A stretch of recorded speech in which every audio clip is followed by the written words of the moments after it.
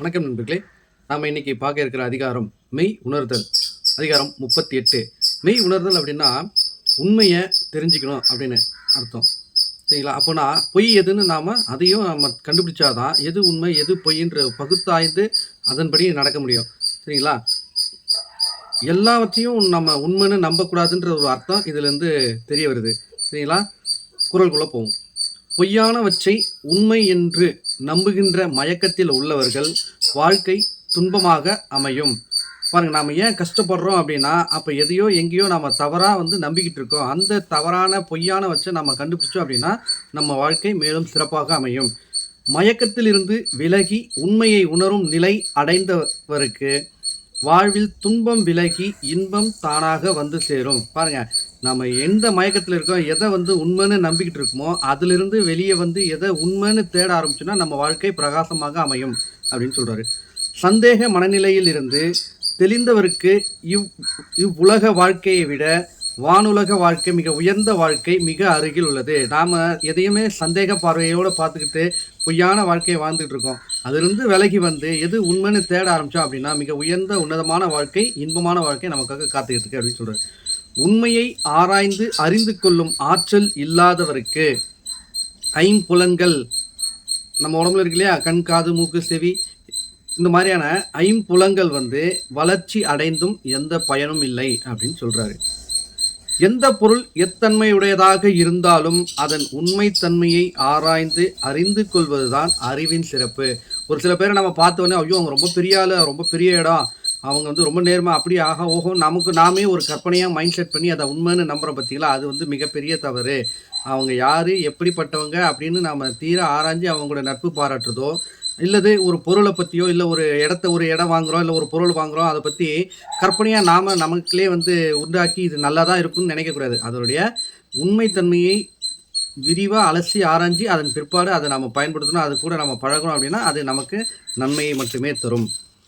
இந்த அடுத்த 3 குறள் பார்த்தீங்கன்னா வாழ்க்கைக்கு தேவையான மிக உன்னதமான கருத்தை வள்ளுவர் சொல்லியிருக்காரு. பாருங்க, கற்க வேண்டியதை பகுத்தாய்ந்து உண்மையை கற்றார் எனில் அவர் மீண்டும் பிறவா வழியை தெரிந்து கொள்வர்.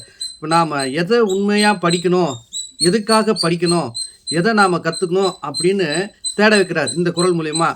கற்க வேண்டியதை பகுத்தாய்ந்து, நீ எதை படித்து வாழ்க்கையில் முக்தி அடையணும்னு நினைக்கிறீ அதை தேடு அப்படின்னு சொல்ல வர்றாரு. ஒருவன் உள்ளபூர்வமாக உண்மையை ஆராய்ந்து அறிந்தான் எனில் அவன் மீண்டும் ஒரு பிறப்பு உண்டு என்று எண்ணம் கூட தோன்றாது என வள்ளுவர் கூறுகிறார். இப்போ எது உண்மைன்னு சொல்ல வர்றாரு பாருங்க. இறைவனடி சேர்தல், முக்தி அடைதல், அடுத்த பிறவி ஒன்று இல்லாமல் நிம்மதியான மன நிறைவான வாழ்க்கையை வாழ்ந்து முடி, அதை எதுன்னு தேடு அப்படின்னு வள்ளுவர் சொல்ல வர்றாரு. பிறவி துன்பத்திற்கு காரணமான அறியாமையை நீங்க முக்தி என்னும் சிறந்த நிலைக்கு காரணமான உண்மை நிலையை உணர்வதே அறிவுடைமை ஆகும்.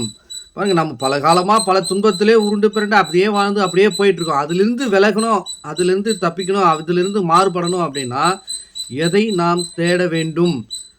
சரிங்களா? நாம் காசு பணம் பொருள், இது பணம் இருந்தால் தான் சந்தோஷமாக இருக்க முடியும், இந்த உறவு இருந்தால் தான் சந்தோஷமாக இருக்க முடியும், அதெல்லாம் தவிர்த்துருங்க. மனசுலேருந்து நாமளாக உருவாக்கின கற்பனை அதெல்லாம் வெளியெடுத்துருங்க. எதை நாம் தேட வேண்டும்ன்றத நாம தான், அது ஒருத்தருக்கும் வேறுபடும். சரிங்களா? இப்போ எனக்கு இறை நம்பிக்கை வேறுபடும், ஒரு சிலருக்கு அமைதி தேவைப்படும். சரிங்களா? இது மாதிரியான எண்ணங்கள் அவங்களுக்குள்ள எது தேவை அப்படிங்கிறத நாம தான் நமக்குள்ளே தேட வேண்டியதாக இருக்கணும். சரிங்களா? துன்பங்கள் நம்மை நெருங்காமல் இருக்க வேண்டுமானால் அந்த துன்பம் ஏற்படுகின்ற உண்மை காரணத்தை உணர்ந்து அவற்றின் மீதுள்ள பற்றை விலகினால் துன்பம் விட்டு விலகும். நமக்கு எது மேலே அதிக பற்று இருக்குது, எதனால் நமக்கு துன்பம் வருது, இதை நாம் விரிவாக அலசினோம் அப்படின்னா நமக்கான துன்பம் எங்கிருந்து வருது, எதனால் வருதுன்னு நாம் எளிமையாக தெரிஞ்சுக்க முடியும். அதை நாம் புறக்கணிச்சிடும் அப்படின்னா நம்மளுடைய வாழ்க்கை இன்பமயமாகும். அடுத்த குறள் பாருங்கள். ஆசை, அறியாமை, வெறுப்பு, அது அவரோட பாணியில் காமம், வெகுளி, மயக்கம், அது இன்னொரு முறையில் விருப்பு, வெறுப்பு, அறியாமை, இதில் எப்படி வேணால் நாம் எடுத்துக்கலாம். இவற்றிற்கு இடம் தராத மனிதர்களின் துன்பம் தானாகவே அழிந்துவிடும். அவங்களுக்கு துன்பமே வராது, அப்படியே வந்தாலும் அது தானாக அழிந்துவிடும். மறுபடியும் சொல்கிறேன், ஆசை, அறியாமை, வெறுப்பு, இந்த மூணுத்தையும் நாம் மனசிலிருந்து எடுத்துட்டோம் அப்படின்னா நம்மளுடைய வாழ்க்கை பிரகாசமாக அமையும் என்பது வள்ளுவரின் வாக்காக கூறி இன்றைய நாளும் சிறப்பாக அமைய, இனிவரும் காலங்களும் சிறப்பாக அமைய வள்ளுவரை பின்பற்றுவோம். வள்ளுவர் வாக்கின்படி வழி நடப்போம். நன்றி, வணக்கம்.